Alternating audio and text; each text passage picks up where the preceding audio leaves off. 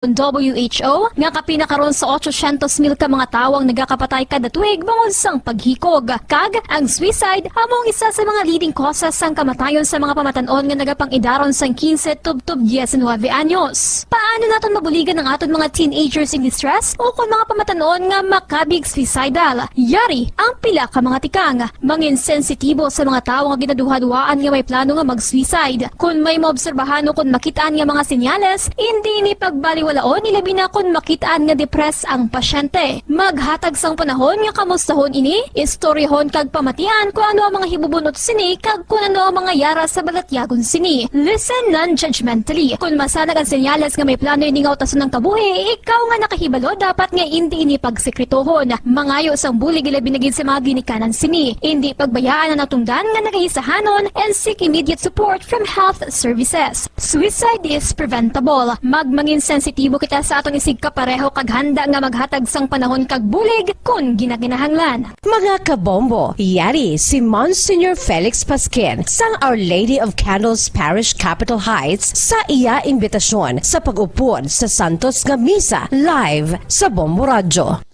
Sa aton mga kabombo, tungod sang pandemic COVID-19, ang aton nga mga tumuluo, labi na gid ang mga senior citizens kag ang mga kabataan nga alangon pa.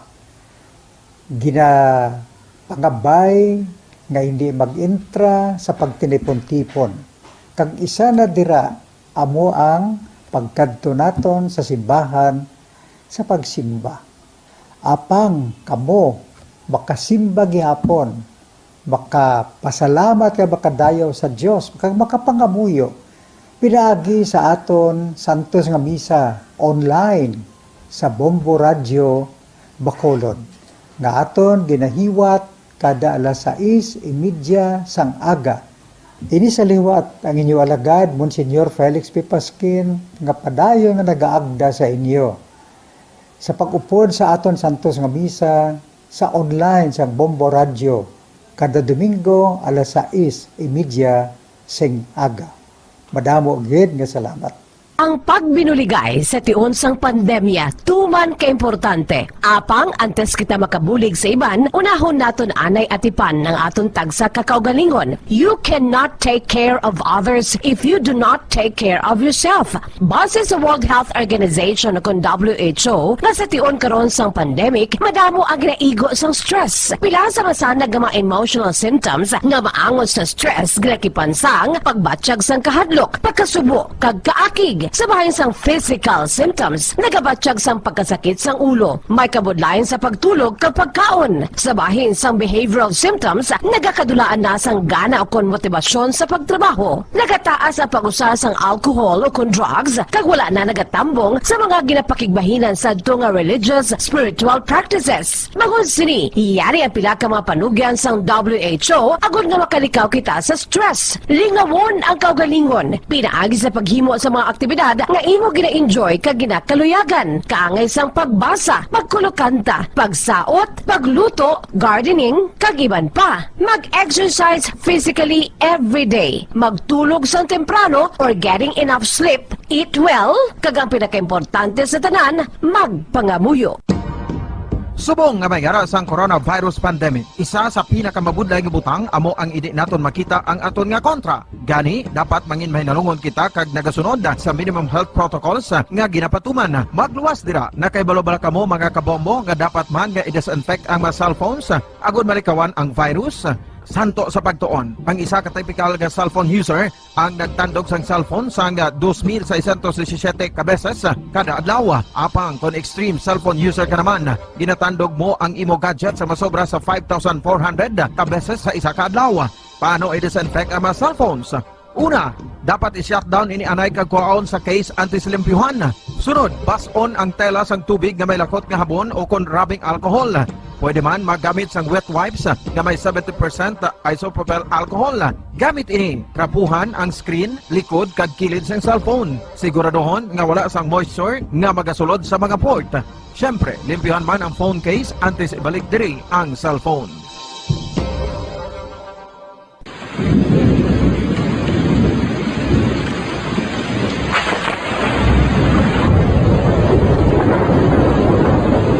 Tiempo tigululan na naman mga kabombo. Ang ikayong lawas ng tanan aton gid halungan. Gani likawan nga mabasa sa ulan agud makalikaw man sa balatian. Yari ang mga bombo tips sa tiyon sang tig-ululan. Masami nga magdalagid sang payong. Kung wala sang payong, magdala sa mga butang nga sarang makaprotekta sa imo kung maabdan sang ulan, kaangay sang raincoat ukon jackets. Likawan ang trangkaso ukon anuman nga pamalatian nga nagaguluwa sa tion sang tigululan paagi sa pagpabilin nga hindi mabasa sang ulan. Magdala sang extra towel ukon tuwalya kag mga bayo bilang ilislan agud madasig nga magmalak in kaso gid man nga mabasa sang ulan. Magpabilin sa mga lugar nga may atop o kung sarang mapasilungan samtang nagahulat sang salakyan. Likawan man nga mag-ubog sa tubig baha, ilabi na kung ikaw ang may pila sa tiil o kung din man nga bahin sang lawas. Ang ihi kag iban pa nga body fluids gikan sa mga infected nga sapat mahimo magtugas sang leptospirosis. Ang pag-angkon sang leptospirosis delikado o kung makamamatay. Sarang ini makatugas sang kidney damage, meningitis, liver failure, respiratory distress, kag ang pinakamalala, ang kamatayon. Kung hindi malikawan nga mag-ubog sa tubig baha, magsuksok sang butas. Mga kabombo, ini pila lamang sa mga panumdum gikan sa Bombo Radio Bacolod sa tion sang tig-ululan. Para sa Pambansang Radyo ng Pilipinas, consistent overall number 1 sa Bacolod, Basta Radio, Bombo!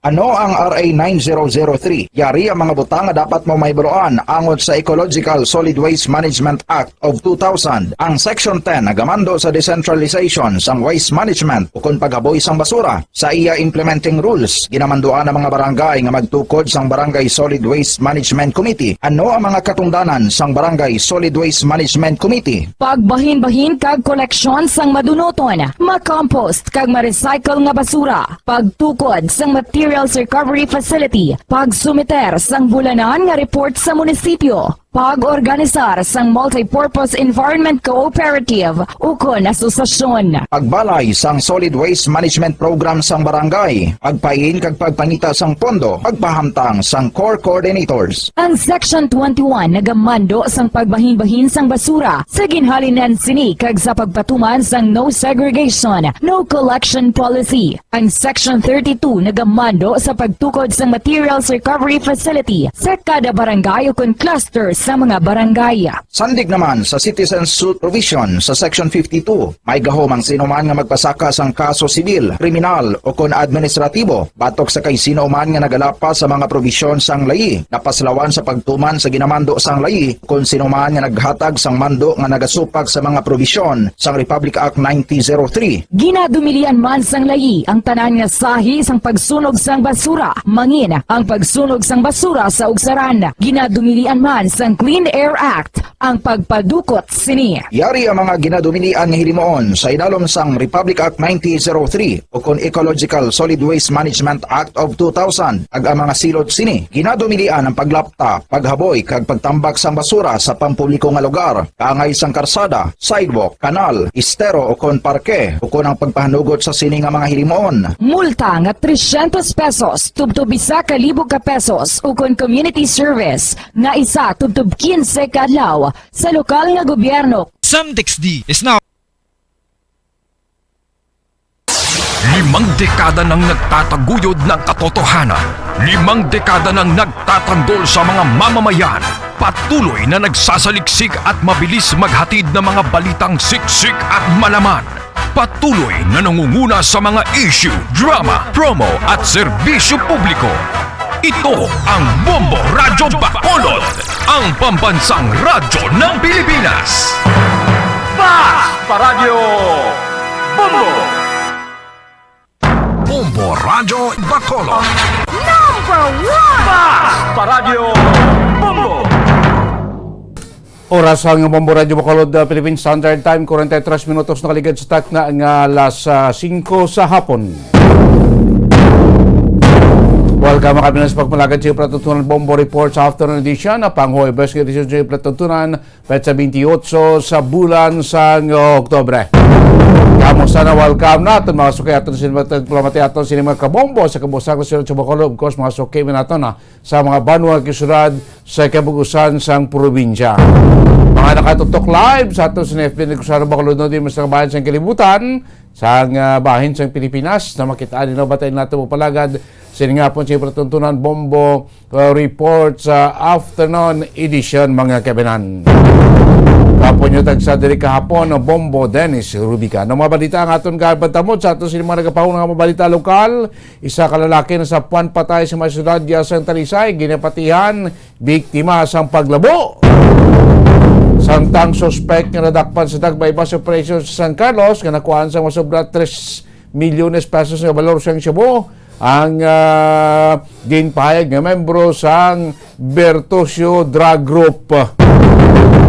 Sa mga nagapauna nga mga balita nasyonal, duha naman ako na duha ka executive sa pharmaceutical ang ginakabig na karon nga positive sang Senado matapos nga wala ini magtambong sa ika-13 hearing. Angot sa kontrobersyal transaksyon nga ginsulod sinisabit nga pharmaceutical company santang DILG na nagakabig nga bias ang report ko lang sang Bloomberg nga ang Pilipinas nagapabilin sa Yapon nga kulilot o kon nagapabilin sa uling nga lugar sa padayon o kon sa ilas ni monthly COVID resiliency report ng mga kabanan. Sa balita sa luwas dito sa Pungsod, China, ang krudo karon ito generasyon lang kasunod nga magamay ang supply sa krudo sa nasambit niya Pungsod. Sa mga mga balita ang aton gapat ang balita aton may balita ang aton pagtalakay siningapon sa Platutunan Bombo Report sa afternoon edition mga kabanan. No? Sa tugur ka na kuan unahon ito ng report ni Bombo Gracie no bato sining tinion ng investigation sa Talisay PNP sining isa ka lalaki sa puan nga patay na nga may aras ang ginatudlo pila sa ulo posible ginlabo nga nasa puan dito sa isa ka barangay sa syudad sa Talisay kay gini nga pagpalap daton sining kahapon lang nadakpan isa ka personalidad isa ka ex-convict ako nakaagi na preso nadakpan naman sa drug sa PDEA nagkuha sa sobra 3 milyones pesos nga balor sa Cebu tayo ginatudlo based na investigasyon membro sa isa ka drug group Poderes Negros sining Bertosio Drug Group mga 3.4 milyon pesos nga balor sa sabong na tigayon sining nga ma-recover mga kabanan no? So aring mga report ni Bombo Gracie Lubaton sa Patrol ining insidente no? Sining kong panglabo no? Sa may syudad sa Talisay nasapuan ng lalaki nga wala sa kabuhi tinakitaan nga daw may aras ang markas ang pila sa ulo ginapatihan nga posible ginlabo ini pero ang problema di kay wala pa may matudlo nga suspect kung sinong responsable sa sining insidente mga kabinana. Lumay dito sa may mailan sa ligad nga adlaw mag-amay man to ang ginlabo insulod sila balay bangod lang sang kutso-kutso bangod lang sang Hershey nga ba istorya mga kabananti duwag ito patay mag-amay nagkalamatay mga kabanan. So sa Talisay sino na biktima ang investigasyon sa aton kapulisan katuan tabing kaundan sa mga balita nga madulong ni Bombo Gracie Lubaton sa Patrol siniyang hapon. Bombo Gracie gikan sa Patrol mayong hapon kamin. Yes, Dennis, isa ka managbubod, malalaki sa isa ka game farm ang nasaktan patay. Sa isa ka payag, Dennis, sabihin man, siya gatiner, nakaubra siya sa isa ka manukan. So, Dennis, ang iya sini na amo, ang mugid ang nakakita sa iya, kinatingala ini, ni si Ramon, no? Ang iyang amo, first name Ramon Momodanis, Mm. na wala niya siya kakita sa iyang tinawo or sa iyang manububod sa manok tatlo na kaadlaw. So, Momodanis, kanina lang din sa kaagahon na sakwan ang ining bangkay isang isa ka lalaki na gihingalanan kay Leo Benis. Leo Benis, nag-edad sa 37 anyos, sa ini-isupero pa, Bubudanis, susunti sa barangay Mainom, Siyudad Sambago. So, Bubudanis, ang biktima ang mayara sa pilas sa right portion sa iya maulo. Laceration, mga ang kalabaon, isa ka tugbo, Bubudanis. Kag sa iya nahamtangan, na dumahulog ini siya, Bubudanis, or ara sa buta, no? Kag may mga dugo na nakita ang mga kapulisan sa pagkadto nila sa area sa sunod ditang payag, may mga dugo sa mga gamit sa biktima, sa mga bayo sa biktima, pag man, may dugo man sa duta. So, Bubudanis, yung tatawgan man soko, no, para maimbestigahan, kay wala pa din matungod kung ano ang natabo sa sininga lalaki na natakpan ng sa makakay. Kag before pa magsulod ang tag-iya sa manukan, nagapanimaho na ang iya sininga bangkay. Bubudanis, kag ang crime scene o kung ang nahamtangan sa mga biktima, mayara man to nakita, mga kapulisan sang binangon. So, padala man to sa soko for examination, no, kung may kantanan sa pilas pala na nakita sa biktima sa right portion sa iya sininga ulo, Bubudanis. So, initial, posible ba sige labo ining biktima? Yes, posible Bubudanis na ginlabo ini siya, pero balaan gid laceration, no? Ang pilas pala, so iyang gid ka hack wound na pilas. So, Bubudanis, usisa man sa mga kapulisan, ang mga katupad, no? Katupad ding mga balay or mga tumuloy lapit sa manukan, wala man ni kuno siling na batian sila nga may kontra ini. At ang may istorya nga nagagwa nga may mga kawatan dira bala na libot dira or nagapadulong dira sa manukan. So, posible ano na ang mga reason, no, kung nakapatay ini ang biktima, pero hindi pagig matumod, no, Bubudanis asa sa karon kung ano man gid na. Kahit hindi way man may report o way madala sa report sa polis nga may nagladula nga mga hinigtan o nagbula nga manok dira sa sulod siyang mismo manukan ginabantayan siyang biktima? Hindi, wala man Bubudanis, bisan isa ka manok nga na-report nga nadula abi sa kawat. So, padayon pa sa gihapon ang investigation sa Talisay City PNP. Dito na yung Bubudanis sa tabo sa sitio Kabakahan, Barangay Kabatangan, ng Siyudad San Talisay, ang pagkakita sa sininga bangkay isang isa lalaki nga gingalan kay Leo Benis. Bote layo na Kabatangan, babaw pa nga porosyon sa Talisay, Dos Hermanas, babaw pa naman ng Barangay Kabatangan. Layo Bubudanis sa proper.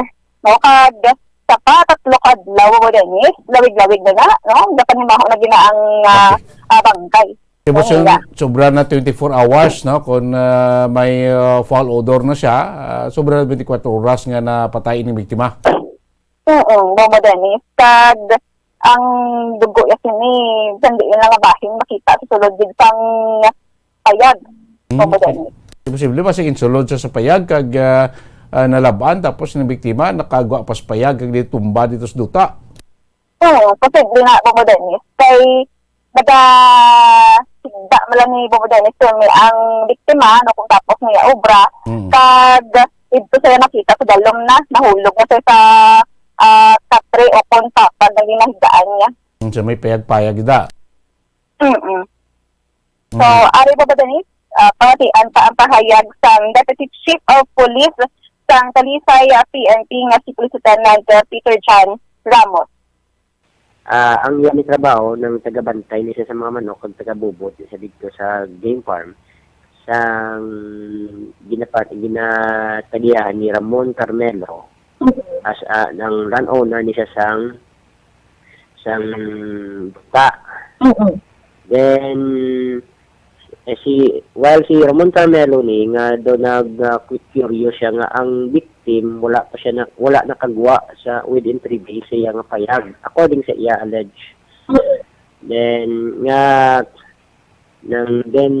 due for curiosity, gintan-aw yan ito sa iya nga kuan niya ni pahat ang ginatunugan sang victim. Yes.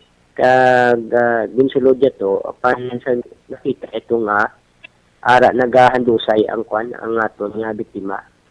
Sa nahulog di siya ma'am sa kuan, nahulog di siya sa katriya, sa papagla ng kawayan nga kuan nga papag. Oo, sir. Nahulog di siya dahil hamyangon siya sa duta, sa balas. Then ang apan sa pag-check naton to, pag kadto naton to sa area, pag-bisigar naton, naghamyangon yang aton nga biktima, then ang dugo galapta. Galapta ning dugo sa mayara sa papag, mayara sa duta, ang dugo. Then which is nga may-ari ni siya nga wound sa iyang right portion sa iyang head. Siguro mga isa katudlo ang kalabaon, more or less mga isa katudlo ang kalabaon sang lacerated nga nga wound niya sa iyang ulo. Then muna din magtataguan natin sang SOCO to process the crime scene. To determine sa iyang sa crime scene sa iyang sa balay sa inang nipahat ng iyan ang iyang mga personal necessities, ang mga personal nga belongings, ang iyang mga bayo, ang mga dugo, ang iyang mga ang dugo, ang jacket niya to namulit ito sa dugo mo, managmala. Pero so far may ara kita itong nakita which is was suspected naton nga amo to siyang gigamit nga instrument pero subject for crime for laboratory examinations which is what in turnover naton sa SOCO for determination of blood stain sa amo to nga binangon. Madugay na daang victim nga gaobra sa game farm? Mga 3 months. 3 months? Oo. Pero sir, sa pagpamangkot niyo, wala man siya kuno kontra for 3 or 4 months na pagstay dira? So far, wala man siya siyang may nahambal, wala man to sa may nahambal ang mga tupad-balay, na may nakontra siya. O kung sa pagpamangkot na to, no, mga kawatan dira, na nagatuyo sa niya kabuhi, o kung nagatuyo sa mga manok dira. Tama to ang initial pa lang na information na gikan sa Talisay City PNP. Sige. Yes, Uranis, ini si Bombo Grayson na nag-report para sa Pamansang Radyo ng Pilipinas, consistent, overall, number 1 sa Bacolod sa radyo. Bombo! Damo salamat, Bombo Gracelyn Lobaton. Balita, gindala gikan sa patrol, ining pagkasapos ang pataya, kinasing kagahon, sa Manukan, sa barangay Kabatangan, syudad Diyos ang Talisay, no? Bantay sa bantay kanugbubod sa Manukan, way pinabalaan ko siyang suspect, posible ba siging sulod siya suspect bahay kagay na labo, among ituraan sa iya sininga kamatayon, makabinan. Inyo pala tuntunan Bombo Report sa afternoon edition na magapanabalik makaligad lamang pala ka-importante nga mga pahanumdom. Subong nga mayara sang coronavirus pandemic, isa sa pinakamabudlay nga butang amo ang idi naton makita ang aton nga kontra. Gani dapat mangin mahinalungon kita kag nagasunod sa minimum health protocols nga ginapatuman. Magluwas dira nakaibalo-bala kamo mga kabombo nga dapat man nga i-disinfect ang mga cellphones agud malikawan ang virus. Santo sa pagtuon, ang isa ka typical nga cellphone user ang nagtandog sang cellphone sang 2,617 ka beses kada adlaw. Apang kon extreme cellphone user ka naman, ginatandog mo ang imo gadget sa masobra sa 5,400 ka beses sa isa ka adlaw. Paano i-disinfect ang mga cellphones? Una, dapat i-shutdown ini anay kagkuhaon sa case antislimpyuhan. Sunod, pason ang tela sang tubig nga may lakot nga habon o kon rubbing alcohol. Pwede man magamit sang wet wipes nga may 70% isopropyl alcohol. Gamit ini, trapuhan ang screen, likod kag kilid sang cellphone. Siguraduhon nga wala sang moisture nga magasulod sa mga port. Syempre, limpyuhan man ang phone case antes ibalik diri ang cellphone. Ang pagbinuligay sa tiun sang pandemya, tuman kaimportante. Apang antes kita makabulig sa iban, unahon naton anay atipan ng aton tagsa kakaugalingon. You cannot take care of others if you do not take care of yourself. Base sa World Health Organization o WHO, na sa tiun karon sang pandemic, madamo ang ginaigo sang stress. Pila sa masanag nga mga emotional symptoms nga maangot sa stress ginakipansang pagbatsyag sang kahadlok, pagkasubo, kag kaakig. Sa bahin sang physical symptoms, nagabatsyag sang pagkasakit sang ulo, may kabudlayan sa pagtulog kapag kaon. Sa bahin sang behavioral symptoms, nagakadulaan na sang gana o kon motibasyon sa pagtrabaho. Nagataas ang pag-usa sang alcohol o kon drugs, kag wala na nagatambong sa mga ginapakigbahinan sa nga religious, spiritual practices. Magod sini, iyari ang pila ka mga panugyan sang WHO agud nga makalikaw kita sa stress. Lingawon ang kaugalingon, pinaagi sa paghimo sa mga aktibidad nga imo gina-enjoy kag ginakaluyagan, kaangay sang pagbasa, pagkulokanta, pagsaot, pagluto, gardening, kag iban pa. Mag-exercise physically every day, magtulog sang temprano or getting enough sleep, eat well, kag ang pinakaimportante sa tanan, magpangamuyo. Mga kabombo, yari si Monsignor Felix Pasquin sang Our Lady of Candles Parish Capitol Heights sa iya imbitasyon sa pag-upod sa Santos nga Misa live sa Bombo Radyo. Sa aton mga kabombo, Malakit si Patutunan Bombo Report sa afternoon edition. San bayan na sa mga nagpauna kay mga mainit ng mga balita nasyonal ang padayon nga hearing karon sa Senate Blue Ribbon Committee sining controversial ang ining transacciones bla gayud sulod sining pharmaceutical on Pharmacy Pharmaceutical Incorporated transaction sa gobyerno pertinente pagpamakal sa mga kailangan mga gamit sa aton sining COVID pandemic program ating duwa ni ka mga executives sang Pharmaleo again way magtambong sa sining hearing kat 13 na ng hearing sang Senate Blue Ribbon Committee ating insight naman sila ni Senador Gordon nga Senate fugitive mga kabanan dumduman mo hindi sila nga duwa sining ginsight man sila nga gin-contempt man sila gani bangod sang ila maginhimo nga hindi pagtuman sa mando sang komitiba nga magpagawa sa mga impormasyon ka mga dokumento mo ning unang ginasight sa contempt sa Senado but anong patigas sining duwa ka mga executive sining Family Pharmaceutical Incorporated si Michael Yang sang 2018 pila lang gibayad nga buhay sa gobyerno kagamay-gamay na sa piyak sing mga transaksyonez again sulod sini terrible no budlay kung lapit ka sa luwag kay do okay lang pero kung kontra ka gani sang partido gamay mo lang sila iyawan ka gid balbal mga kebanan okay mga balita ninyo bantayan sa aton news center ang duwag ka mga ang Dumaguete City ang Lubang City sa may Occidental Mindoro ginakabi karon nga critical risk for COVID-19 sa Okta Research Group bangod sa padayon kasaka pagdamo sa kaso sa COVID-19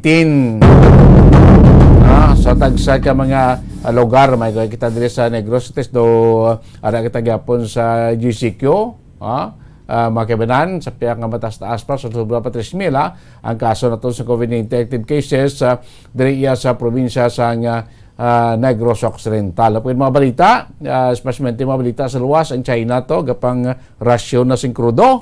Sige, rin na News Center sa ating Bombo Network News. News Center, come in. And the KBP Golden Dome for Best Radio Newscast Metro Manila goes to Bombo News, DWSM, Star FM, Bombo Radio. At ngayon, ang inyong tagapagbalita. Magandang gabi Pilipinas sa namang oras sa buong mundo. Narito na ang Bombo Network News Evening Edition. Araw ngayon ng Huwebes, Oktubre 28, taong 2021. Sa ulo ng ating mga balita, Bakit raw lugi ng ekonomiya ng Pilipinas hanggang sa darating na mga panahon dahil sa COVID pandemic aabuti ng 41.4 trillion pesos? Ayon po yan sa NEDA. Ang Philippine government lumalabas na may utang pa sa Pharmally kaugnay sa pinasok na medical supply deal. Tax liabilities ng Pharmally naman hindi na rin ganap na mahabol dahil sa pagbabawal na dumalo sa mga nasa executive branch ng gobyerno sa anumang Senate hearing. Ang Department of Labor and Employment naglabas na po ng guidelines so pa rin ng tamang pagpapasahod ng mga employers para pa rin sa mga holiday sa buwan ng Nobyembre. Alamin sa ating international news, India nagsagawa ng testing sa kanilang nuclear-capable missile sa gitna yan ng namumuong tensyon sa pagitan ng China. Sa atin pong sports balita, itong Olympic gold medalist na si Heidi Lindias nagbahagi na ng wedding at honeymoon plans. Habang itong Tokyo Olympics bronze medalist naman na si Yumir Marshall, kinasal na. At live nationwide via satellite mula sa Bombo News Center Makati, kami ang inyong mga tagapaghatid balita. Ako si Bombo Jane Buna. At ako naman si Bombo Gerald B. Ulep. At ngayon sa detalye ng ating mga balita. Nakatakda raw pag-usapan ng Interagency Task Force ngayong araw ang sinasabing planong pagpapaluwag pa ng alert level status sa National Capital Region. Ayon kay Department of Interior and Local Government spokesperson Undersecretary Jonathan Malaya, dahil na rin daw sa downward trend ng COVID-19 pandemic o itong kaso ng mga COVID sa Metro Manila ay asahan na talagang ibababa itong Alert Level 3 sa Alert Level 2 status pagdating ng buwan ng Nobyembre. Ipinunto pa ni Malaya na ang posibleng magiging basehan ng Interagency Task Force daluwagan ang alert level ay dahil na rin sa patuloy na pagbulusok ng COVID-19 cases dito sa Metro Manila. Anya, sa loob ng 2 linggo ay nasa 48% ang ibinaba ng COVID cases sa National Capital Region. Dagdag pa po ni Malaya, mayroon daw kapangyarihan ang Department of Health at Data Analytics Team ng Interagency Task Force na magdesisyon sa naturang issue. Sakaling ilagay ang Alert Level 2 status, sinabi po ni Malaya na ang mga establishmento ay papayagan ng mag-operate indoor sa 50% capacity at karagdagang 10% capacity kung mayroon silang safety seal. Para naman sa outdoors, pwede na raw payagan ang 70%. Ikinokonsidera na rin daw ng Interagency Task Force na payagan itong mga menor de edad na papasok sa mga mall basta't kasama itong kanilang mga magulang. Kung maalala, ang NCR ay nasa ilalim po ng Alert Level 3 mula Agosto 16 or Oktubre 16 hanggang 31 po ngayong buwan. Naniniwala naman si Socio-Economic Planning Director General Carl Kendrick Chua na aabuti ng 41.4 trillion pesos ang malaking lugi ng ekonomiya ng Pilipinas dahil sa COVID-19 pandemic. Ginawa ni Secretary Chua ang pahayag sa kanyang pagharap sa Virtual Business Outlook Forum ng Economic Journalists Association of the Philippines.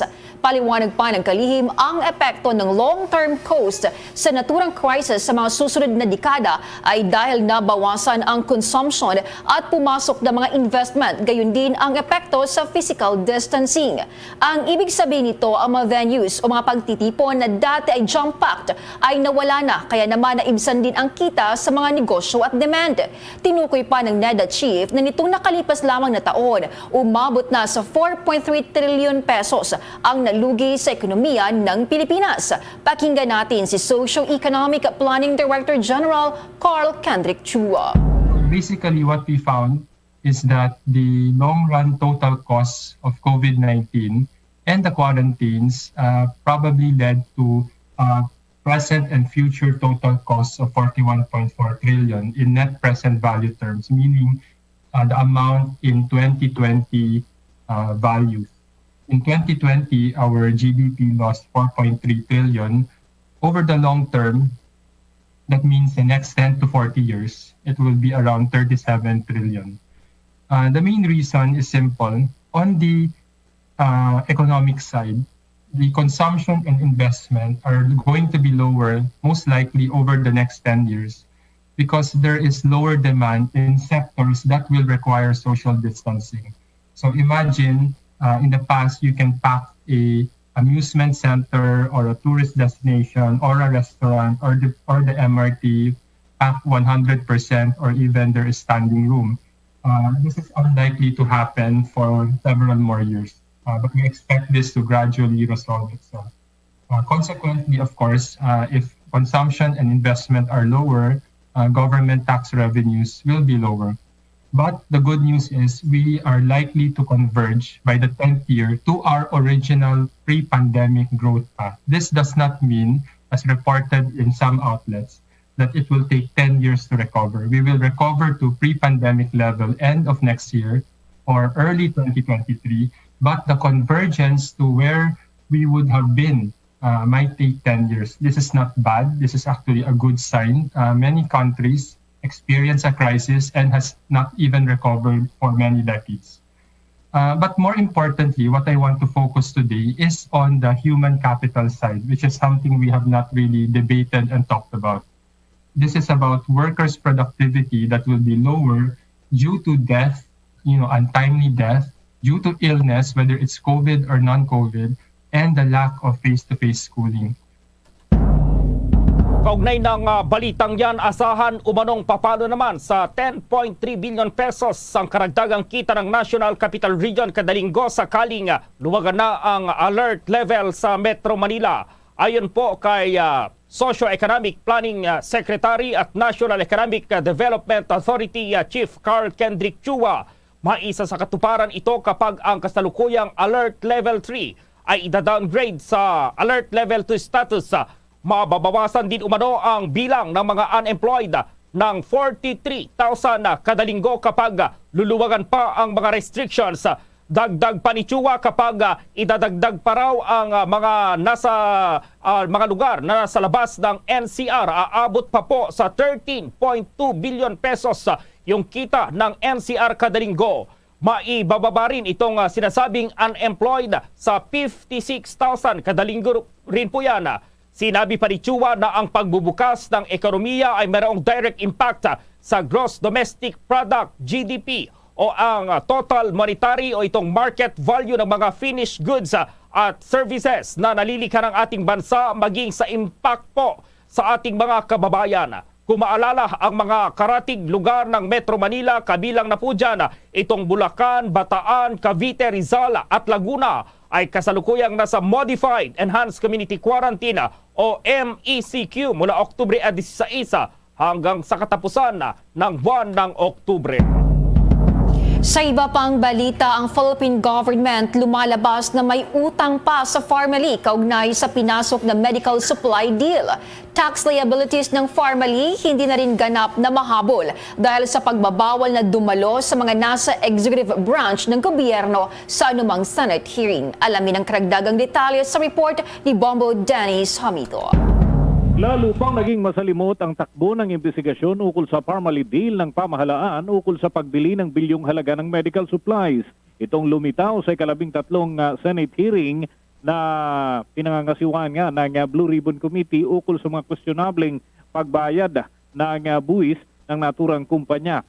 Sa presentation ni Senator Franklin Drilon, napakalit lang daw ng buwis na binayaran ng magkapatid na Mohit at Twinkle Dargani na mga opisyal ng naturang kumpanya noong nakalipas na taon. Sa kabila ito ng natuklasang pagbili ng luxury cars na milyon-milyon ng halaga.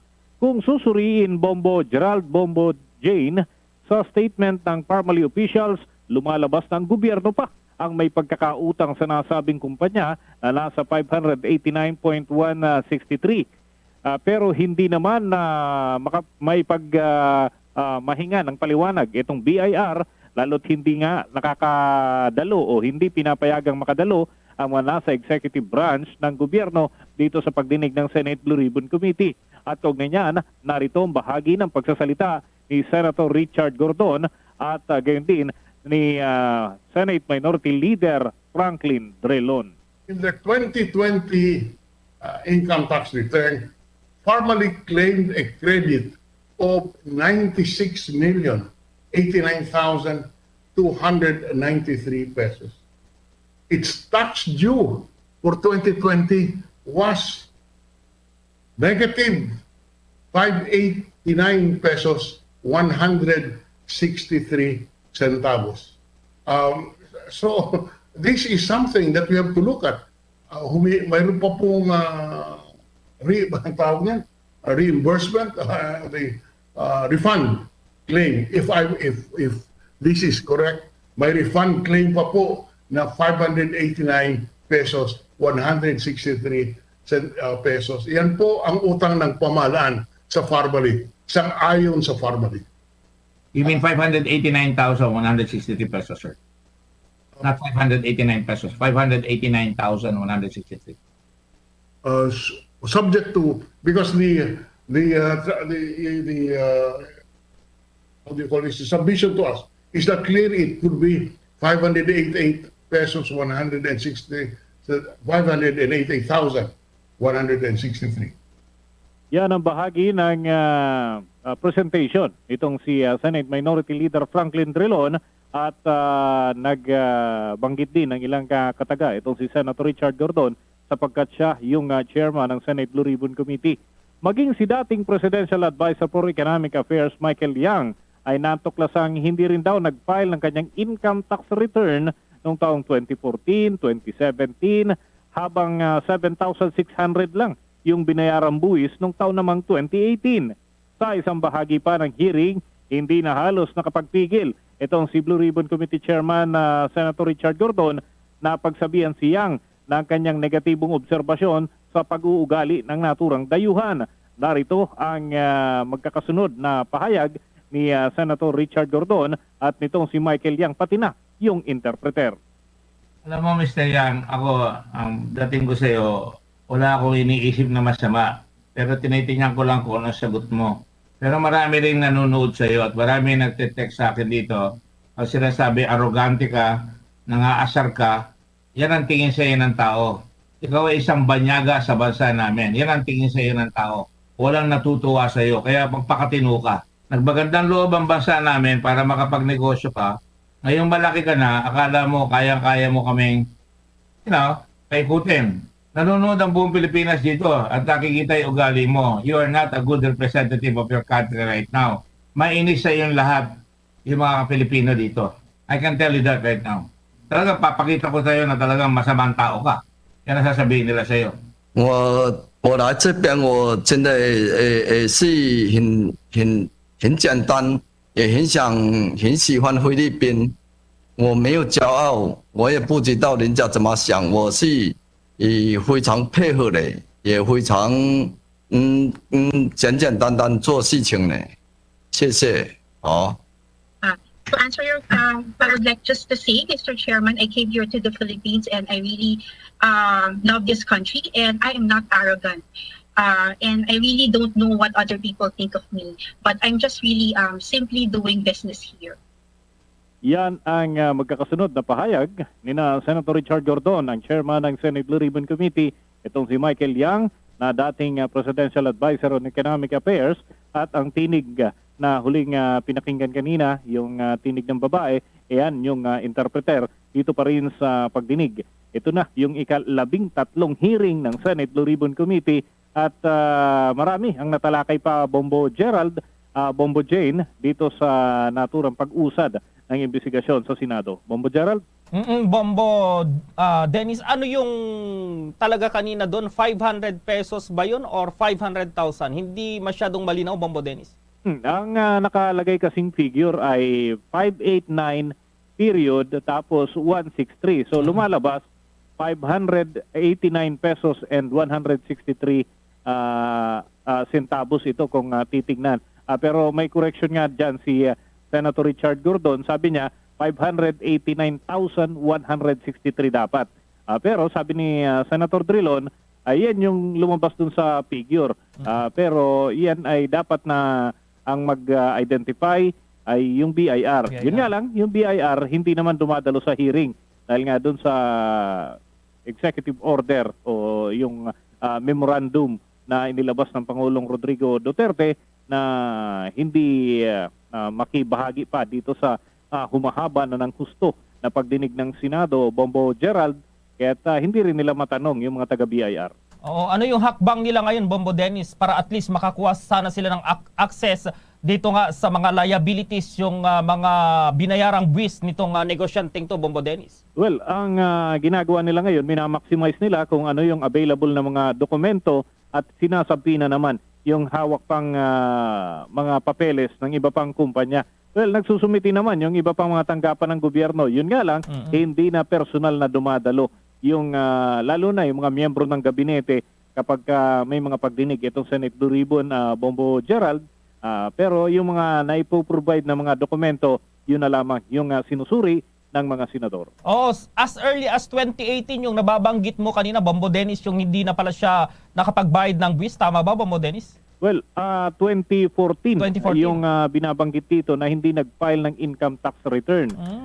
Pwedeng nagbayad naman siya ng kung papaanong paraan, Bombo Gerald, pero wala ngang nagre-reflect na data doon sa ITR, walang entry. So, initially, ang iisipin ay hindi siya nakapagbayad ng buwis sa naturang taon hanggang 2017. Habang nung 2018 naman, 7,600 lang yung kanyang binayarang buwis, knowing na isang malaking negosyante rin itong si Michael Yang, Bombo Gerald. Kaya naku-question yung pagiging honest nito sa lalo't isa siyang dayuhan na dito nagnenegosyo sa Pilipinas. Oo, Bombo Dennis, karamihan kasi nababantayan natin yan sa Department of Justice kapag nag-file yung BIR ng mga kaso regarding dito sa mga hindi nagbabayad ng buwis ng mga dayuhan. Meron talaga niyan yung meron yung mga years talaga na hindi sila nagbayad, meron din yung year na nagbayad sila, Bombo Dennis. So yan siguro dapat yung maibigay ngayon na data ng itong BIR kung talagang papayag silang kahit yun lang sigurong record, Bombo Dennis, nung pagbabayad niya ng buwis. Malaking bagay na, Bombo Gerald, na makita yung existing record doon sa BIR. Magre-reflect naman kasi yan Kung nag-file ka ng income tax return, ay automatiko may kopya yung BIR noong mga panahon na nakapag-file ng income tax return. Kasi sabihin na natin na may ibang mga sistema ng pagbabayad ng buwis o kaya naman ay nagkaroon ng bankruptcy doon sa kanyang negosyo. Kailangan itong i-deklara pa rin na, Bombo Gerald. Hindi po pwede na sa isip lamang sasabihin ay nalugi naman, hindi na magbabayad ng buwis o hindi na magpapile ng ITR. Dapat ito annual itong ginagawa, Bombo Gerald, malugi man, kumita, ay nakadeklara lahat para monitor ng gobyerno, lalo't ito'y isang banyaga na nagninegosyo sa ating bansa. Okay, si Bombo Jane may katanungan din, Bombo Dennis. Bombo Jane, go ahead. Sa panig ko naman, Bombo Dennis, gusto ko lang itanong, ito na ba yung huling pagdinig o may next round of hearing pa? Yes, Bombo Jane, ito yung isang bahagi pa rin ng pagdinig. Tuloy-tuloy pa ito, Bombo Jane. Mahaba-haba pa ito dahil may mga sinabi na pang dokumento. Ibig sabihin ay uusad pa yung hearing. Pero sabi ni Senator Richard Gordon, ayaw naman nila na maapektuhan yung budget deliberation. Kaya't maaaring sa mga susunod na linggo ay hindi na ganun kadalas yung mga schedule ng pagdinig. Pero tuloy pa rin sila. Lalo't may mga dokumento na hawak ang kanilang komite, yun na yung mga susuriin at yun na rin yung pagbabatayan ng mga ipafile na kaso kung sakasakali i-recommenda doon sa Office of the Ombudsman at kung sakasakali ay sa iba pang mga personalidad sa tanggapan naman ng Department of Justice sa mga darating na linggo at buwan, Bombo J. Bombo Dennis, tapos na ba ngayon yung hearing dyan at kailan yung susunod, Bombo Dennis? Wala pang susunod na schedule, Bombo Gerald. Nagtapos na yung 13th hearing. Pero marami pang kasunod. Sabi nga niyan, ay Tilday Kingdom Come nga raw, yung banggit nitong si Senator Gordon at inulit din niya ni Pangulong Rodrigo Duterte na parang wala nang katapusan. Pero sabi naman ng mga senador, ito'y kung nakikipag-cooperate lang daw yung mga ahensya ng gobyerno at yung executive branch of government ay mas magiging mabilis yung pagtatapos ng investigasyon at mapapailan na ng kaso na kaukulan yung mga personalidad kung kinakailangan at matatapos na ito. Wala nang mga pagdinig pang darating kung full ang pakikipag-cooperate ng mga ahensya at mga personalidad na kanilang ipinapatawag, Bombo Gerald. Okay, Bombo Dennis. Para sa Bombo Network News, Bombo Dennis Hamito nag-uulat. Para sa Pambansang Radyo ng Pilipinas, Basta Radio, Bombo! Itong PITX, todo na yung paghahanda sa maraming pasaherong bibiyahe pauwi sa kanilang mga probinsya sa weekend. Ang Department of Labor naman, good news dahil naglabas ng guidelines kaugnay pa rin sa tamang pagpapasahod ng mga employers para sa holidays sa buwan ng Nobyembre. Sa atin namang international news, itong India nagsagawa ng testing sa kanilang nuclear capable missile. Sa gitna pa rin ng namamuong tensyon sa pagitan ng China. At sa ating sports balita, itong si Hydrin Diaz nagbahagi ng kanyang wedding at honeymoon plans. Ang detalye ng mga balitang yan, abangan.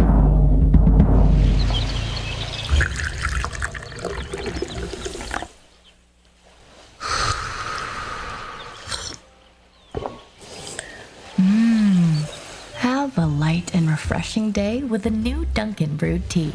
Taste the full-bodied flavor of Dunkin' Black Tea and sip on the delicate flavor of Dunkin' Green Tea. Enjoy it hot or iced. Price starts at 55 pesos at select Dunkin' stores nationwide. At ngayon, sa pagpapatuloy ng iba pang pangunahing mga balita. Sa dagdag pang mga balita sa oras na ito, ikinokonsidera raw ng Department of Environment and Natural Resources o DENR ang pansamantalang pagsasara sa Manila Bay Walk Dolomite Beach hanggang matapos ang expansion nito. Ayon kay Interior Undersecretary Jonathan Malaya, plano raw ng DENR na isara lahat maging ang natapos ng bahagi ng Dolomite Beach habang isinasagawa ang konstruksyon sa ilang bahagi ng kontrobersyal na beach. Anya, posibleng pagkatapos daw ng undas ay isasara na ang Dolomite Beach at saka na lamang bubuksan kapag tapos o nakumpleto na ang expansion nito. Mula Oktubre 29 hanggang Nobyembre 3 ay isasara daw ang Dolomite Beach alinsunod na rin sa direktiba ng Interagency Task Force para sa pag-obserba ng undas o All Souls at All Saints Day. Kung malala, umani ng samot-saring reaksyon ang pagbuhos ng mga namamasyal sa Dolomite Beach noong linggo. Kahapon nang humingi ng paumanhin si DENR Secretary Roy Simato dahil hindi na nasunod ang social distancing sa pagbubukas ng Dolomite Beach dahil sa sobrang dami ng taong nagtungo sa lugar. Kasunod dito, sinibak naman ito ang Manila Bay Coordinating Office Deputy Executive Director na si Jacob Miemban Jr.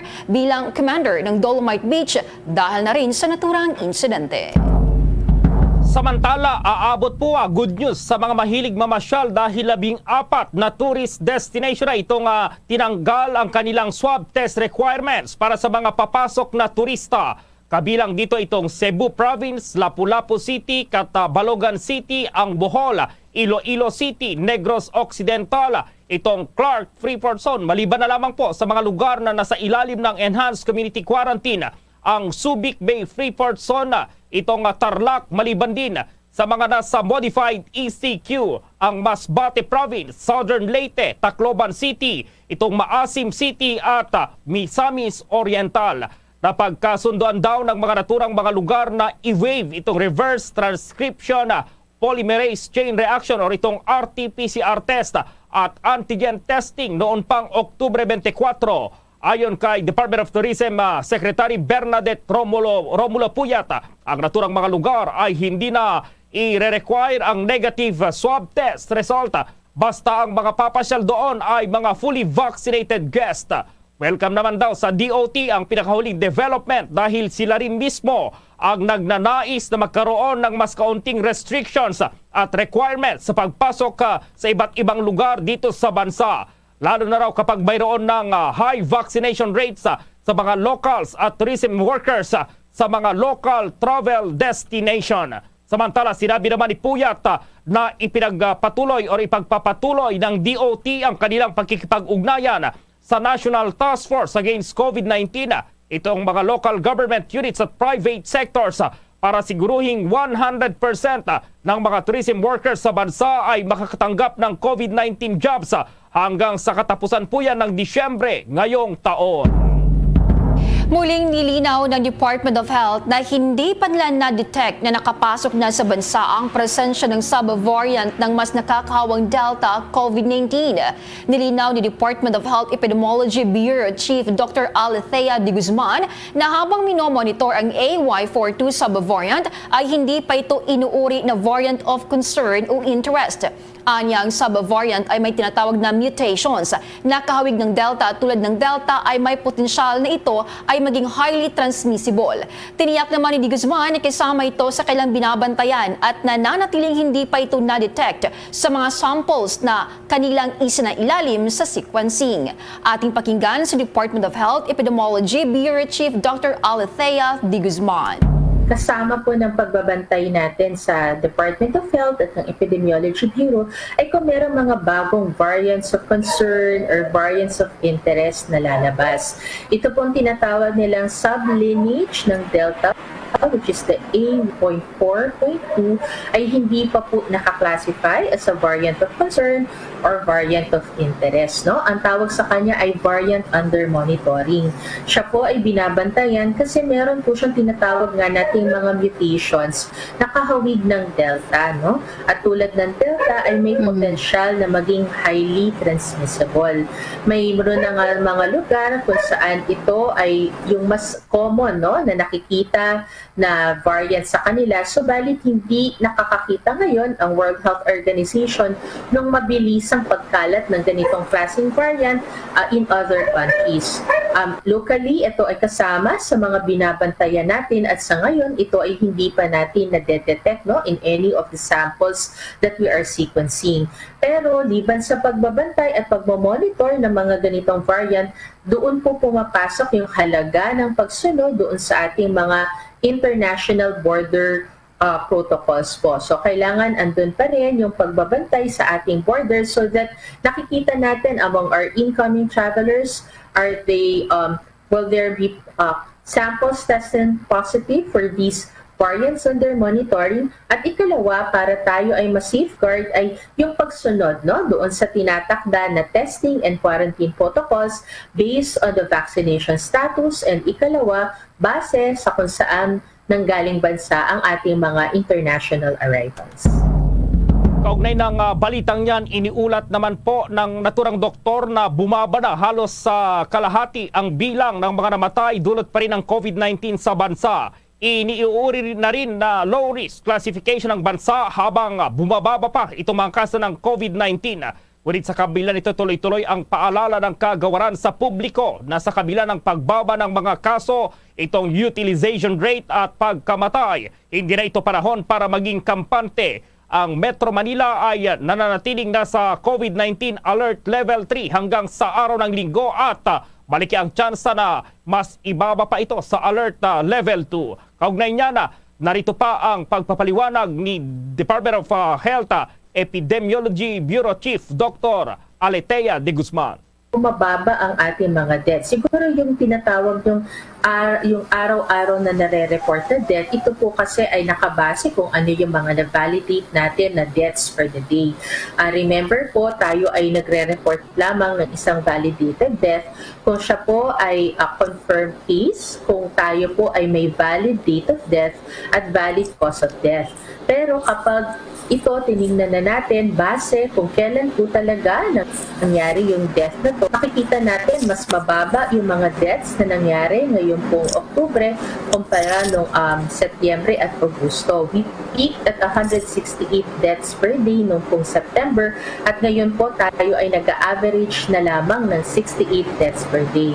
Pero ganun pa man, kahit na nga sa pagbaba ng kaso at ang mga deaths, tayo ay tuloy-tuloy na nagpapaalala na kailangan yung ating pagsunod sa mga protocols para po makita natin, no, yung continuous decline of our cases, utilization rates, as well as our fatalities. Sa dagdag pang mga balita, ang PITX todo paghahanda sa maraming pasaherong babiyahe pauwi sa mga probinsya sa weekend. May detalye si Bombo Raymond Tinaza. Bombo Jane, Bombo Gerald, bagamat sarado sa buong bansa ang mga sementeryo sa panahon ng undas o tinawag din na araw ng mga patay, ay marami-rami pa rin yung mga inaasahan natin mga kababayan na magsisuuwian sa kanilang mga lalawigan. Partikular yung mga malalapit lamang dito sa Metro Manila para magbigay respeto sa kanilang mga mahal sa buhay na pumanaw. Ito ay sa magitan rin siguro ng kahit sa bahay na lamang nila magtirik ng kandila at mag-alay ng mga dasal. At dahil dyan ay puspusan ng paghahanda ng Parañaque Integrated Terminal Exchange o PITX kaugnay sa pagtaas pa ng bilang ng mga pasahero na pupunta sa kanilang terminal para uwi sa kanilang mga lalawigan lalo na sa weekend sa October 30 at 31. At sinabi ni Jason Salvador, ang spokesperson ng PITX, na sa kasalukuyan ay nasa 50 to 60,000 kada araw yung mga pasahero na bumabiyahe, pero inaasahan nila na aabot pa ito sa 65,000 na katao ang bibiyahe at pupunta sa kanilang terminal pagsapit ng weekend na habol nga sa November 1 at November 2. At ayon kay Salvador, ito ay resulta pa rin ng pagluluwag ng status o alert level sa Metro Manila na ngayon nga ay nasa alert level 3.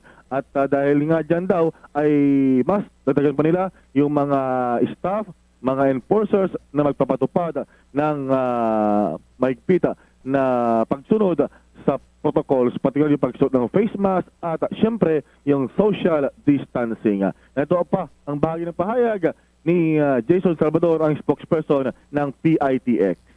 Mula po ito dun sa 20 to 25,000 a day nung kahigpitan pa po ng ating mga protocols, ano. So talagang malaki na po ang tinalo niyan. Kaya naman tayo po ay natutuwa at nakikita na natin nagbabalik na po sa normal yung buhay po ng ating mga kababayan. Pero sa kabilang banda po nito, siyempre nangangamba rin po tayo dahil sa pag-increase po ng mga passengers natin. Siyempre kaakibat po din po niyan yung dalang peligro ng COVID-19.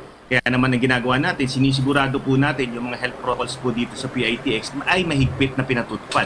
Lalong-lalo na po ngayon na tumataas na po yung bilang ng mga pasahero. Ang ginawa po natin unang-una ay dagdag po tayo ng mga tauhan natin. No? Meron po tayo rito yung tinatawag natin mga COVID-19 Safety Ambassadors. Ito po mga kawani na ito ay walang ginawa kundi mag-ikot po sa terminal natin at magbantay ng mga violations ng health protocol. So sila po yung umiikot, nagpapaalala na isuot po yung face shield, yung face at mag-maintain po ng social distancing. Bukod po rito, nakipag-coordinate rin po tayo sa ating mga regulating agencies upang sa ganun alalayan din po tayo no, sa pagpapatupad dito mga health protocols. Nandyan po yung PNP Parañaque, lagi po nasa atin yan, nakaagapay, nandyan din po ang IAC, ang LTO at LTFRB at tinutulungan po nila tayo para maging maayos po lahat dito sa PITX. So sa ngayon po, umaabot na po tayo ng 50 to 55,000. Pero sa darating pong weekend, ma'am, inaasahan natin, papalo pa po ito na around 60 to 65,000. Kaya naman puspusan pa rin po ang paghahanda natin. Pakikipag-coordinate natin sa gobyerno upang sa ganun, tiyakin po na hindi lamang ligtas yung pagbiyahe nila dito, kundi wala pong pagkakaabala. At tinitiyak po natin na may sapat na bilang po tayo ng mga pampublikong sasakyan upang sa ganun, maihatid naman po ng maayos at ligtas yung ating mga kababayan sa kanilang mga probinsya. Ang bahagi ng pahayag ni Ginoong Jason Salvador, ang Head Corporate Affairs at Government Relations, gayon din spokesperson ng PITX. So para sa ating mga kabayan, yung PITX po ay dito yung terminal ng mga pampasaherong bus na may biyahe sa Cavite, Laguna, Batangas at ilan pa sa bahagi ng Southern Tagalog. Pero sa kasawiang palad, Bombo Gerald, hindi kasama yung sinasakyan natin na pampasaherong bus papunta ng Northern Luzon. Oo, Bombo Raymond, magdadagdag din ba ng mga bus itong papunta sa norte? Kasi itong PITX, papuntang south yung biyahe niyan Bombo Raymond. Dito sa papunta naman sa norte, wala ba, Bombo Raymond? Karagdagang bus? Wala, negative dahil yung ating destination, Bombo Gerald, ay naigpit pa at hindi pa sila pumapayag na mayroong mga manggagaling sa Metro Manila na mga sakay ng pampasaherong bus. So, ang pinapayagan lamang yung mga may private car, syempre, at may mga maigpit na protocols gaya ng negative result ng RT-PCR test at saka yung quarantine bago ka makalabas ng iyong bahay, Bombo Gerald. So, ibig sabihin, mas mahirap bumiyahe sa norte ngayon kung gusto mong umuwi kaysa dito sa papunta sa Southern Tagalog, Bombo Raymond. That's right. So talagang dito sa mga bibiyahe papunta sa Southern Tagalog, lalo sa Laguna, Batangas area, Cavite, at ilan pa, Quezon, ay hindi sila nire-require na magkaroon ng negative result ng swab or RT-PCR test, Bombo Gerald. So tuloy-tuloy lang yung biyahe. Samantalang doon sa Northern Luzon, lalo na sa Ilocos provinces, ay kinakailangan ng negative result, syempre, at wala pang pinapayagan na makadaan, makabiyahe mula sa Metro Manila papunta doon sa atin, Bombo Gerald. Bombo Raymond, yung papuntang northern part, mayroon pero mga cutting trip yata, Bombo Raymond, mayroon dito hanggang dyan sa San Fernando, tapos San Fernando hanggang makarating ka sa destination mo, depende na lang doon sa mga van yata papunta sa norte, Bombo Raymond. Alam ko meron sa hanggang Pangasinan area, yung mga biyahe dyan, Bombo Gerald, yung mga bus, may mga pinapayagan, mga limited trips. Pero doon talaga hanggang sa bahagi ng norte, sa Ilocos Norte, Ilocos Sur, Tuguegarao, Cagayan, Isabela, ang pagkakalam natin ay talagang wala pang pinapayagan na makabiyahe ng mga pampaserong bus. May mga bumabiyahe pero nagkaroon kasi ng parang negative effect dahil may mga kulurum, yung mga van na inaarkila, tapos may mga sumasakay doon, Bombo Gerald, tapos eventually ay nagkakaroon din ng problema dahil yung mga sakay pagdating doon ay positive pala doon sa COVID-19, Bombo Gerald. Okay, Bombo Raymond. Para sa Bombo Network News, Bombo Raymond Tinazo nag-uulat para sa pambansang radyo ng Pilipinas, Basta Radyo, Bombo! Samantala po, ngayon pa lamang ay nagpaalala na itong Department of Labor and Employment sa mga employers po kaugnay ng tamang pagpapasahod sa kanilang mga empleyado sa mga holidays po sa Nobyembre.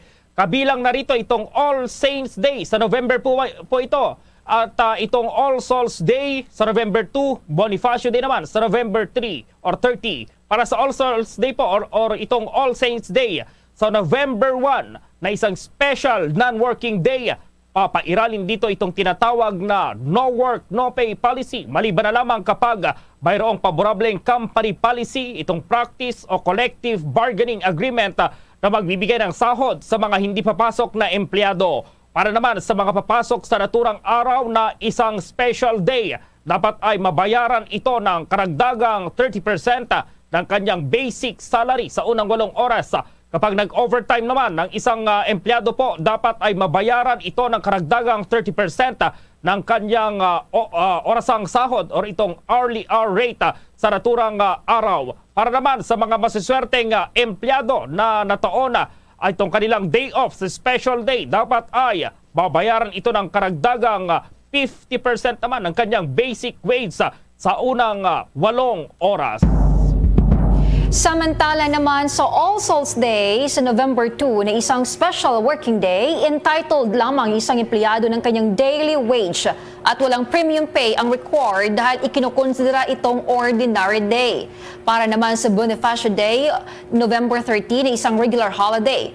Kapag hindi nagtrabaho ang isang empleyado ay dapat pa rito makatanggap ng 100% ng kanyang sahod. Pero depende pa rin ito sa mga requirements sa implementing rules and regulations ng Labor Code. Para naman sa mga masisipag na empleyadong magtatrabaho pa rin sa regular holiday sa Nobyembre 30, dapat ay makatanggap ito ng 200% na sahod sa unang 8 oras. Sa mga gusto mag-overtime, dapat ay magkaroon ito ng karagdagang 30% sa kanilang hourly rate. At para naman sa mga empleyadong nataon ang Nobyembre 30 sa kanilang rest day, ay dapat mabayaran ito ng karagdagang 30% ng kanyang basic wage ng 200%. Pero dahil na rin sa kinaharap ng bansang pandemic na dulot ng COVID-19, ang mga negosyong tuluyang nagsara o ang mga nagbalik sa operasyon ay exempted muna sa holiday pay sa November 30. Samantala, hindi raw bababa sa 80% sa 12 million na menor de edad ang target ng bansa na mabakunahan kontra pa rin sa COVID-19 bago matapos ang taon. Ngayong Nobyembre 3, sinimulan na po ang pamamahagi o pamahalaan ang pediatric vaccination sa buong bansa. Layunin ng pagpapalawak ng pediatric vaccination ay upang himukin ang ibang family members na magpabakuna ng mapalakas pa itong confidence sa muling pagpapatuloy ng itong in-person classes. Nasa 4.6 million o 56.22% ng mga senior citizens itong fully vaccinated kontra pa rin sa coronavirus disease 2019 habang 3.79 milyon o katumbas yan ng 45.91% ang nakatanggap na po ng first dose. Sinabi naman po ni DOH Undersecretary Mirna Cabotaje na minamadali na ang pagbubukas ng face-to-face classes kung kaya't minamadali rin itong pagbabakuna ng mga menor de edad na 12 hanggang 17 anyos. Nauna nang inilunsad itong pediatric vaccination sa Metro Manila noong Oktubre 15. Ang balitang iyan ay hatid sa inyo ng Dunkin' Donuts. Sa karagdagang pangbalita, wala umano nakikitang pananagutan na ang Commission on Elections si COMELEC sa naging payag ni Vice President Leni Robredo na tanggapin ang perang ibibigay ng mga kumakandidato pero bumoto ng ayon sa konsensya. Pero iginiit ni Robredo na tatakbo sa pagkapangulo sa 2022 polls na maituturing pa rin na illegal act ang vote buying. Ayon kay COMELEC spokesman James Jimenez, ang posisyon daw ng Vice Presidente ay base naman sa kanyang sariling paniniwala. Una nang sinabi ni Jimenez, ang pagtanggap ng pera para sa halalan ay illegal kahit na ito ay bilang tulong. Base naman sa election laws, ang pagbibigay at pagtanggap ng pera kapalit ng boto para sa isang kandidato ay ikinukonsiderang election offense. Hindi rin daw pwedeng dahilan ang practicality para tanggapin ang pera ng mga politiko. Kahapon, nang linawin naman ni Vice President Robredo ang kanyang naunang payag at sinabing hindi niya kinokonsente ang vote buying. Pero ipinupunto lamang nito ang katotohanan sa ground pagsapit ng halalan. Samantala, iginit naman po ni Senator Panfilo Ping Lacson na matindi pa rin itong korupsyon sa importasyon kaya patuloy itong pagpasok naman ng imported na produkto sa kabila ng sapat na supply ng mga ito. Sinabi po ni Lacson na ito po ang pinapatunayan ng mga tiwali sa pamahalaan ang presyo or pinapatungan ng mga tiwali sa pamahalaan ng presyo ng mga imported na manok at baboy bago ito ibenta sa merkado. Ayon kay Lacson, kahit 2 pesos lamang ang lagay sa bawat kilo ay napakalaking pera na po ito ang pinag-uusapan dahil nasa 100,000 metric tons itong karaniwang inaangkat. Sinabi rin niya na patuloy lamang na nakikinabang ang mga banyaga dahil pa rin sa pag-i-import ng mga produkto ng bansa. Kaya kung hindi niya ito masugpo, tuluyang mamamatay ang industriya ng mga magsasaka at magikinabang lamang dito ang mga importers, lalo na ang mga kasabwat nilang foreigners. Kaugnay naman sa naturang issue, sinabi naman ni Socio-Economic Planning Secretary at National Economic and Development Authority Chief Carl Kendrick Chua na nakafocus ngayon ang pamahalaan na tulungan ang mga magsasaka para magkaroon ng mas maraming produksyon. Narito pa ang paliwanag ni NEDA Chief Carl Kendrick Chua. Our priority is to help improve the productivity of the farmers, of the fishermen, of the livestock producers. So this is a two-pronged approach that we are doing. We have seen pork inflation increase up to almost 60% in the middle of the year. But as we implement executive order that allowed more importation, increasing the minimum access volume and lowering temporarily the tariff rates so that we can plug the big deficit, that inflation has gone down to around 30+%. And in NCR, where most of the imports have been coming in, and going to the supermarkets, the inflation of NCR is within that 2 to 4%. Sa dagdag pang mga balita sa oras na ito, ipinag-utos na ng Supreme Court ang paghahain ng criminal charges laban sa dating officer ng Bangko Sentral ng Pilipinas, Supervision at Examination Sector dahil sa pagkuha ng mga pautang o loan ng Rural Bank of Kiambao, Sarangani Incorporated taong 2006. Sa 18 painang desisyon na isinulat ni Associate Justice Samuel Garland, pinagbigyan ng First Division ng Supreme Court ang petisyon na inihain ng BSP para baliktarin at naibasura ang February 9, 2011 resolution at July 28, 2011 order ng Office of the Ombudsman. Kaugnay ito sa pag-absuelto kay Hammurabi sa kinaharap na criminal at administrative liability dahil sa paglabag sa Republic Act 7653 o ang The New Central Bank Act. Base pa sa record ng Rural Bank noong July 17, 2006, kumuha raw si Hammurabi ng unsecured loan na nagkakalaga ng 200,000 pesos sa bangko gamit ang pangalan ng kanyang asawa. Nangako raw ito sa presidente ng Rural Bank na si Cornelio Falgoy at manager na si William Nero na aayusin ang loan bago ang susunod na general examination ng Rural Bank na isinasagawa kada 2 taon.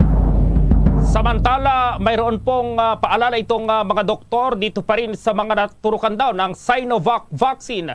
May kaugnayan po yan dito sa sinasabing booster shot. At may buong detalye si Bombo Marlene Padjerno.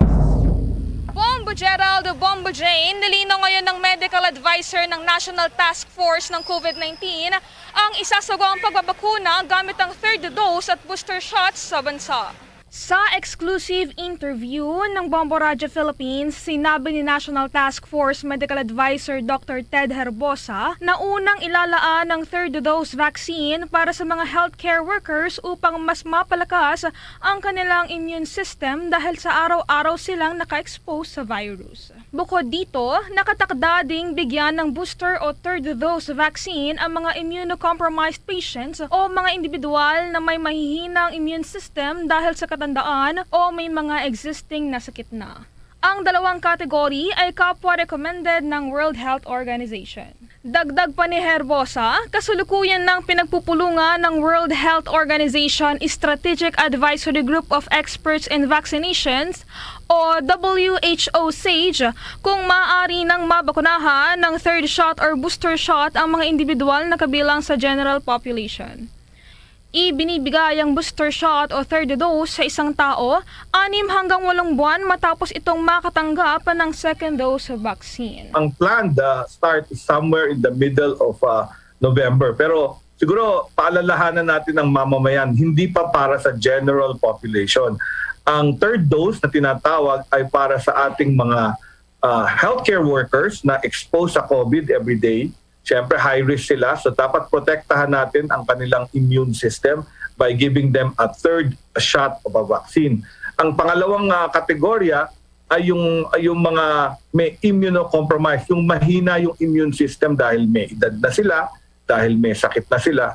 And both of these categories ay recommended ng World Health Organization at nagpupulong na nga yung ating Strategic Advisory Group of Experts ng vaccination sa World Health para tingnan yung datos kung magbe-benepisyo ba ang mga kababayan natin sa third shot or booster dose. Paliwanag pa ni Herbosa, hindi kailangang mangamba ang publiko kung sakaling hindi sila agad na mabigyan ng third dose at booster shot dahil hindi pa siguradong nakakatulong ito upang mapalakas ang immune system ng isang tao.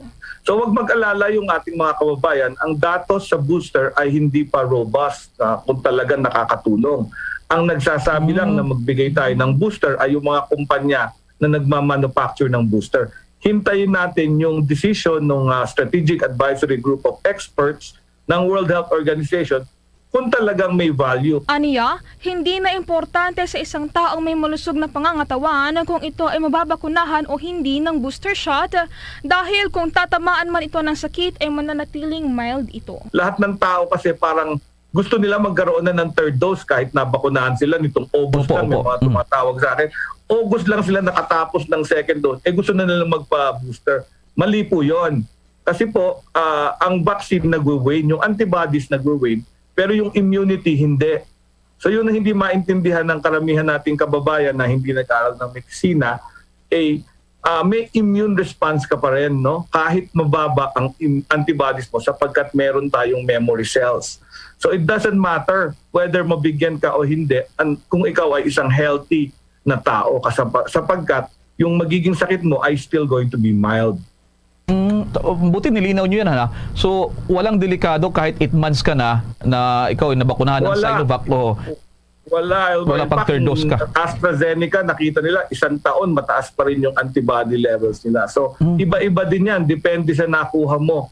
So, yung mga findings is only yung measured neutralizing antibody. Pero lahat ng bakuna, after a certain number of months, talagang bumababa yung neutralizing antibody. Pero pag na-expose ka uli doon sa kalaban mong virus, magpuproduce yung katawan mo ng marami na namang antibody. Kaya nga maganda. Yun ang tinatawag na immunity.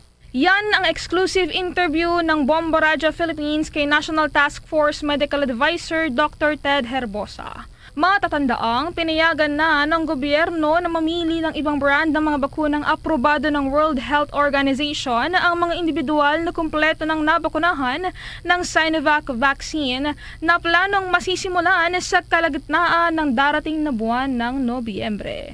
Mula rito sa lungsod ng Pasay, ako po si Bombo Marlene Padiernos, nag-uulat para sa Pambansang Radyo ng Pilipinas, Basta Radyo, Bombo! Oras po sa buong kapuluan, alas 6:50 ng gabi at ang oras ay hatid po sa inyo ng Dunkin' Donuts. Bombo Police Report. Yung mga lasinggero dyan, meron pong lasing na security guard binaril patay ng kapwa security guard doon po sa Camarines Sur. May buong detalye ang Bombo Radyo Naga.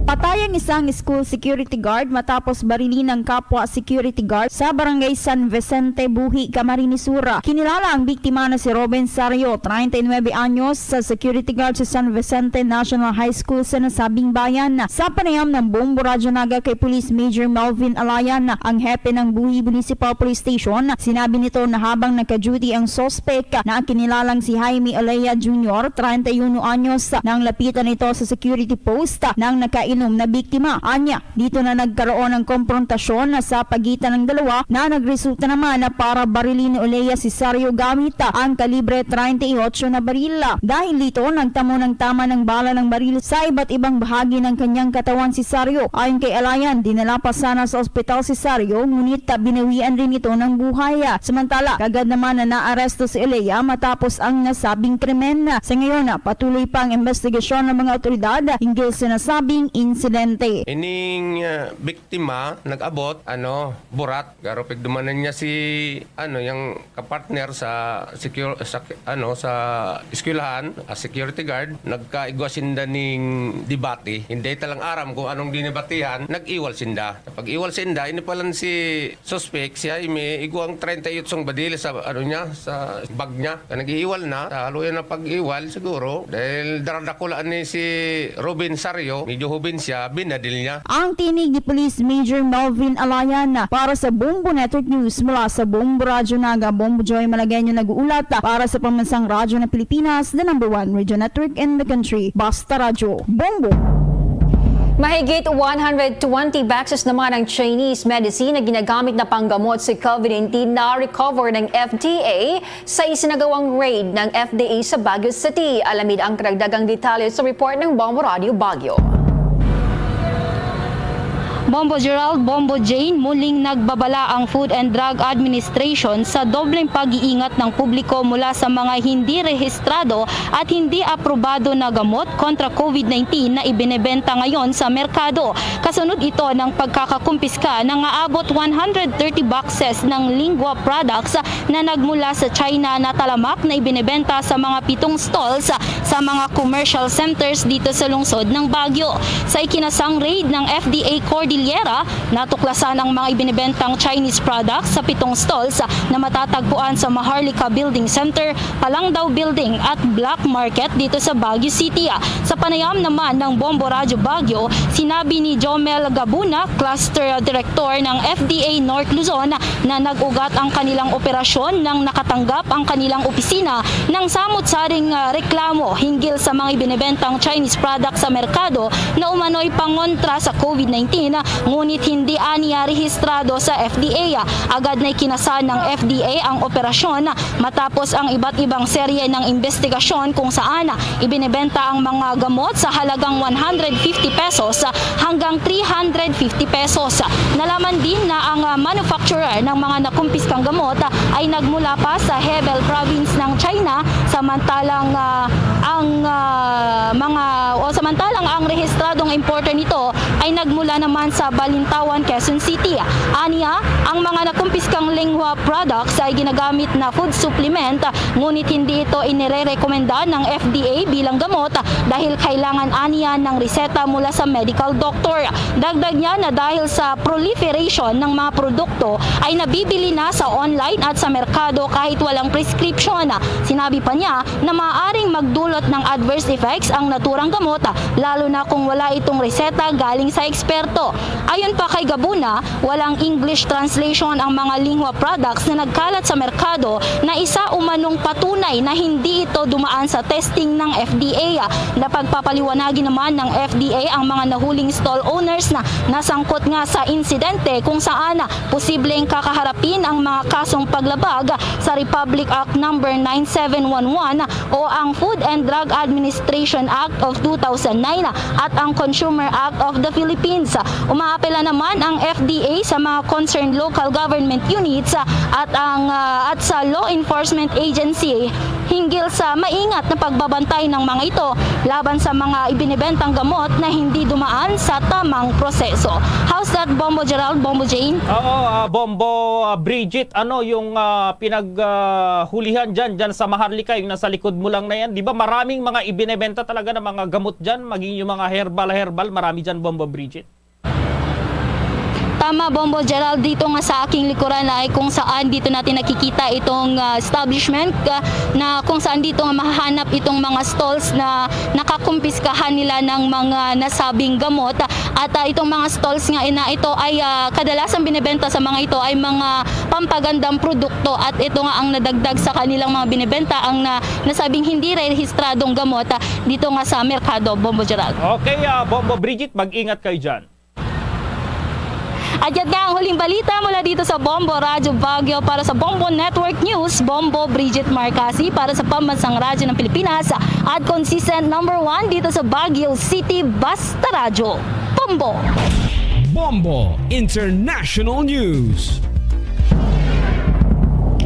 Nagsagawa ang India ng testing sa kanilang nuclear-capable intercontinental ballistic missile na may saklaw na 5,000 kilometers mula sa isang isla patungo sa labas ng silangang Baybayin. Ito ay sa gitna yan ng tumataas na tensyon sa pagitan ng China. Naging matagumpay naman ang isinagawang testing ng bansa sa kanilang Agni-5 missile. Binubuo ng India ang kanilang medium at long-range missile system na may walang nuclear warheads mula noong taong 1990. Sa gitna yan ng pagtaas ng strategic competition sa China. Ginawa nila ito bilang pagpapalakas sa kanilang kakayahan na ipagtanggol ang kanilang bansa. Samantala, dahil po sa kinaharap ng buong mundo ang COVID-19 pandemic, samahan niyo po kami sa isang panalangin. Narito po ang Orasio Imperata. Merciful and compassionate Father, we come to you in our need to seek your protection against the COVID-19 virus that has disturbed and even claimed lives. We ask you now to look upon us with love and by your healing hand, dispel the fear and sickness and death, restore our hope and strengthen our faith. We pray that you guide the people tasked to find cures for this disease and to stem its transmission. We thank you for the vaccines developed made possible by your guiding hands. Bless our efforts to use these vaccines to end the pandemic in our country. We pray for our health workers that they may minister to the sick with competence and compassion. Grant them health in mind and body, strength in their commitment, protection from the disease. We pray for those afflicted. May they be restored to health. Protect those who care for them. Grant eternal rest to those who have died. Give us a grace in these trying times to work for the good of all and to help those in need. May our concern and compassion for each other see us through this crisis and lead us to conversion and holiness. Grant all these through our Lord Jesus Christ, your Son, who lives and reigns with you in the unity of the Holy Spirit, God, forever and ever. Amen. Amen. Luzon, Visayas at Mindanao maging sa buong mundo, yan ang kabuuan ng Bombo Network News Evening Edition. Balikan lamang itong ating mga headlines. Itong lugi ng ekonomiya ng Pilipinas hanggang sa darating na mga panahon dahil sa COVID pandemic, aabutin po yan ng 41.1 trillion pesos. Ang Philippine government naman lumalabas na may utang pa sa Pharmaly kaugnay sa pinasok na medical supply deal. Ang Department of Labor naglabas na po ng guidelines kaugnay pa rin ng tamang pagpapasahod ng mga employers para sa mga holidays sa buwan ng Nobyembre.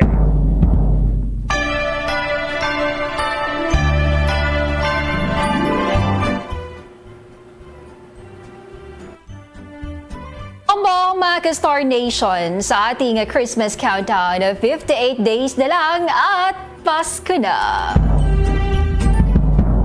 At live nationwide via satellite mula sa Bombo News Center, Makati, kami ang inyong mga kasamang naghatid ng mga balita. Ako si Bombo Jane Buna. At ako naman si Bombo Gerald B. Ulep para sa Pambansang Radyo ng Pilipinas, Basta Radio Bombo! At sumainyo ang kalipunan ng maiinit at pangunahing mga balita sa Bombo Network News. Hatid sa inyo ng Pambansang Radyo ng Pilipinas, Bombo Radio Philippines. Basta Radio Bombo!